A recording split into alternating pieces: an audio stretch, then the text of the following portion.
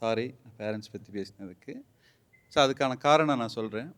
இந்த mister Romeo படத்தில் ஏழையை தூக்கி எறியாதே அப்படின்னு ஒரு பாட்டு இருக்கு. ரோமியோ ஆட்டம் போட்டால். ஸோ இங்கே வந்து சிறு வயதில் தாயோ தந்தையோ இல்லை வந்து ஒரு போராட்டமான ஒரு குடும்ப சூழலில் உருவாக்குற ஒரு மாணவன் இருக்கான், நம்ம பக்கத்து வீட்டில் இருக்காள் அப்படின்னா அவங்க மேலே நம்ம சமுதாய அக்கறை, சோஷியல் பேரண்டிங் ரொம்ப இம்பார்ட்டண்ட்டு. அவங்க இப்படி ஆடி பாடி கொண்டாட்டமாக இருந்துட்டு கடைசியில் துக்கம், தனிமை, இந்த சமுதாயத்தில் நம்மளுக்காக யாருமே இல்லையும் போது அவன் சமுதாயத்தை பற்றி யோசிக்காமல் அமர்கலம் பட அஜித் மாதிரி இந்த சமுதாயம் என்ன எனக்கு கொடுத்ததோ அதை தான் நான் திருப்பி கொடுத்தேன்னு சொல்லி ஒரு வன்முறையாளனாக மாறுறான். ஸோ என்னோட சர்வீஸ் விங் ரங்காபுரம் ஏரியாவில் கன்ஸ்ட்ரக்டிவ் எமோஷன்ஸில் ஸ்டூடெண்ட்ஸ் இருக்கிறதுன்னு பார்த்துக்கிறது என்னோடய first. Art, martial arts, reading, story telling, cinema மூலிமா.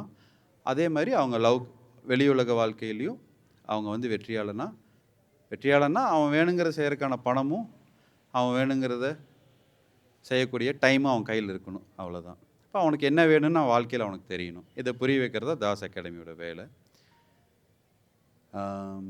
ஸோ புகழ் காலேஜ் முடிக்கிற வரைக்கும் அவனை ஒரு பிளேஸ்மெண்ட் பண்ணுற வரைக்கும் தாஸ் அகாடமி கூட நின்று எல்லா விதத்துலேயும் சப்போர்ட் பண்ணும். இது என்னுடைய வாக்கு. ஸோ இங்கே வந்து எனக்கு தாஸ் அகாடமியோட விஷனில் ட்ரக்கு யூஸ் பண்ணுற பசங்க வைலண்ட் ஆகுறாங்க. இன்றைக்கி ஸ்டூடெண்ட்ஸ் எப்படி இருக்காங்க, டீனேஜர்ஸோட லைஃப் எப்படி இருக்குது, அவங்க சஃபரிங் ஸ்டேட்லேயும் டிப்ரெஷன், சேட்னஸ், வன்முறை, அடுத்தவனை பற்றி எந்த அக்கறையும் இல்லாத ஒரு ஜென்ரேஷன் உருவாயிருச்சு ஆல்ரெடி.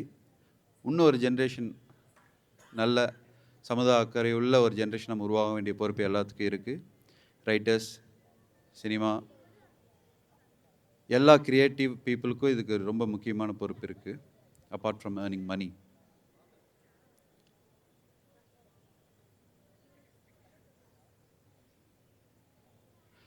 ட்ரக்கு யூஸ் பண்ணுறவங்க ஒரு பக்கம்னா, ஒருத்தன் ஏன் ட்ரக்கு விற்கிறான், இதெல்லாம் நம்ம விவாதம் செய்வோம். மேடை அப்படின்ற இன்னொரு இடம் இருக்குது இங்கே. ஸோ இது குழந்தைங்க இருக்கிறனால நான் அந்த மாதிரி ஹெவியான கண்டென்ட்ஸ்குள்ளே போக விரும்பலை. பட் இது குறித்து இதே டீம் உன்னையும் கொஞ்சம் இன்டெலெக்சுவல்ஸ் வச்சுட்டு நம்ம ஒரு அவேர்னஸ் க்ரியேட் பண்ணுவோம். ஏன் விற்கிறாங்க, ஏன் குடிக்கிறாங்க, ஏன் விற்கிறாங்க, இதுக்கு டீச்சர்ஸ் காரணமாக, பேரண்ட்ஸ் காரணமாக, எஜுகேஷன் சிஸ்டம் காரணமாக, இல்லை யார் காரணம், இல்லை அப்படி எல்லாத்துக்கும் பொறுப்பு இருக்குது அப்படின்னா நம்ம அதுக்கு என்ன இது பண்ண போகிறோம். இன்னும் ஒரு தலைமுறை பார்த்துட்டோம் இப்போ எப்படி இருக்காங்கன்னு சொல்லிட்டு.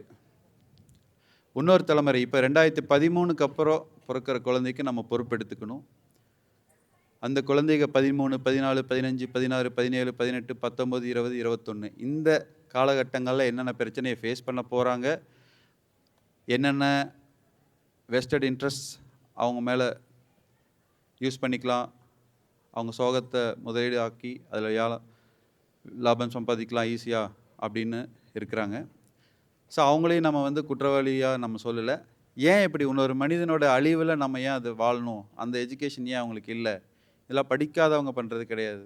செயின் ஸ்நாச்சிங், மொலஸ்ட்டு, பெண்கள் கிட்ட தப்பாக நடந்துக்கிறது, வன்முறை, பெண்களுக்கான வன்முறை, இது எல்லாமே படித்தவங்க கிட்ட, டிகிரி வாங்கினவங்க,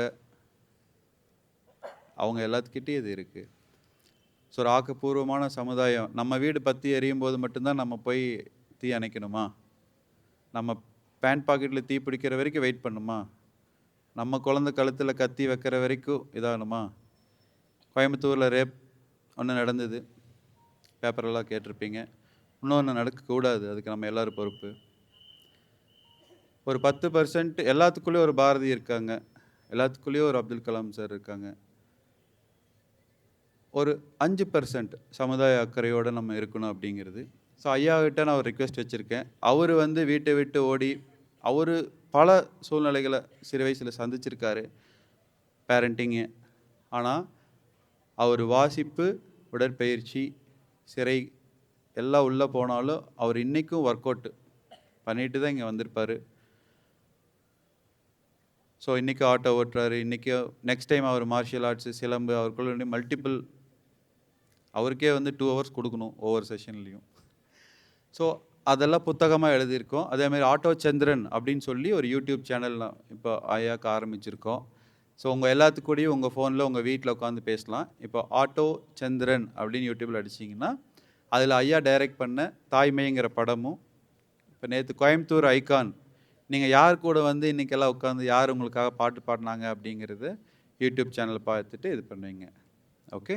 ஸோ அவருடைய சிறு வயசுலேருந்து இப்போ வரைக்கும் அந்த லாக்அப் புக் எழுதுகிற வரைக்கும் நடந்த விஷயங்களை ஒரு மாணவர்களுக்கான கைடாக நீங்கள் சந்தித்த பிரச்சனைகளை தான் இவங்க எல்லோரும் சந்திக்கிறாங்க. ஆனால் நீங்கள் இன்றைக்கி ஒரு சாதனையாளராக ஒரு கோயம்புத்தூரே தலைமை நிமிர்ந்து பெருமைப்படக்கூடிய ஒரு மனிதராக இருந்திருக்கிறீங்க அப்படின்னா அது வந்து மாணவர்களோட ஒரு முக்கியமான அவங்க தலகாணி பக்கத்தில் எப்போவுமே இருக்கக்கூடிய ஒரு புத்தகமாக இருக்கணும் அப்படின்னு சொல்லி நான் வேண்டுகோள் இன்றைக்கி வைக்கிறேன் ஐயா கிட்ட. ஸோ அடுத்த மார்ச் 7க்குள்ளே அந்த புத்தகம் வெளியிடணும் அப்படின்னு சொல்லி. மெய்ஞான சுவாமி ஐயா 11 வயசுலேருந்து வீட்டுக்கு வெளியே போய் தனிமை, பசி, டெல்லியில் போய் பாஷை தெரியாமல் 10 வருஷம், ஒரு 6வது படிக்கிற பையன் ஸ்கூல் டூர் போயிருக்காங்க. ஆனால் உலகம் எவ்வளோ பெருசா அப்படின்னு சொல்லி ரயில் ஏறிட்டார். அப்படி எங்கேயோ போய் டிக்கெட் வாங்காமல் டெல்லியில் இறங்கி அப்புறம் யாரோ தமிழார் பார்த்துட்டு ட்ரெஸ்ஸை பார்த்து அவர் கூட்டிகிட்டு போய் ரிஷிகேஷில் 10 வருஷம் வச்சு அப்படியே ரவுண்ட்ஸில் இருந்து திருவண்ணாமலை வந்து அங்கே அப்படி செட்டில் ஆகிட்டு சந்தோஷமாக இருக்கார். ஸோ ஃப்யூச்சரில் அவங்களுடைய புத்தகம் கொடுத்தா அவங்களோட வாழ்க்கையே உங்களுக்கு சொன்ன மாதிரி இருக்கும். அவங்க கூட அவங்க லைஃப் டைமே அவங்க கிட்ட வரும். ஸ்லோவாக நம்ம வந்து சிறுகதைகள், புக் ரீடிங்ஸ் அந்த மாதிரிலாம் நம்ம உங்களோட பரிசீலிவில் பண்ணுவோம். ஓகே, சரி. நம்ம இப்போது எல்லாத்துக்கும் ரொம்ப நன்றி. ஸ்பெசிஃபிக்காக நிறைய பேர்த்த நான் இன்டெப்த்தாக சொல்ல முடியல. இங்கே வந்ததுக்கு இந்த என்ன சொல்கிறது, தாஸோட வாழ்க்கையில் இன்றைக்கி ஒரு மகத்தான நாள். நிறைய விஷயங்களை நம்ம சேர்ந்து பண்ணுவோம். தாஸ் அகாடமிங்கிறது நம்ம எல்லோரும் தான் தாஸ் அகாடமி. நான் ஒரு ஆள் என்ன பண்ண முடியும்? ஓகே. ஸோ அடுத்த 7 வருஷம் 10 வருஷத்தில் ரங்காபுரம் வந்து எல்லாருமே சேஞ்ச் மேக்கர்ஸாக, பீஸ் மேக்கர்ஸாக, இன்னும் 10 ஸ்டூடெண்ட்ஸ் நீங்களாம் ஹெல்ப் பண்ணுறவங்களா மாறணும். செய்வீர்களா? சத்தமா? அப்போ நீங்களாம் ட்ரபிள் மேக்கர்ஸா, இல்லை அதாவது பிரச்சனையை உருவாக்குறவங்களா, இல்லை வந்து சந்தோஷத்தை உருவாக்குறவங்களா இருக்க விரும்புகிறீங்களா? அப்படியா? வந்தோன்னே என்னை கதற விட்டிங்களா இல்லையா? Just joking. ஓகே. ஸோ பாப்பா உங்களுக்குள்ளே என்ன இலக்கியம், உங்களுக்குள்ளே யார் இருக்கா? அப்துல் கலாம், பாரதி, சச்சினா, விராட் கோலியா, இல்லை வந்து எஸ்பி பாலசுப்ரமணியமா என்னன்னு பார்ப்போம். ஓகே.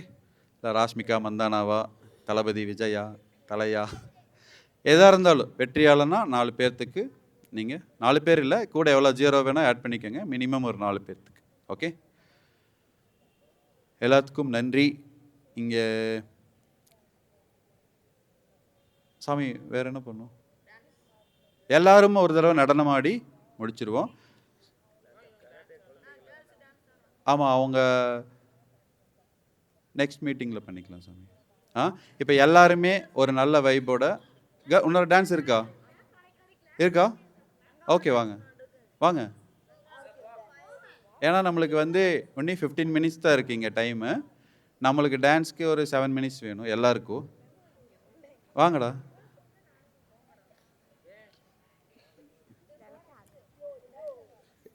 பிடிச்சிக்கோங்க. பேர்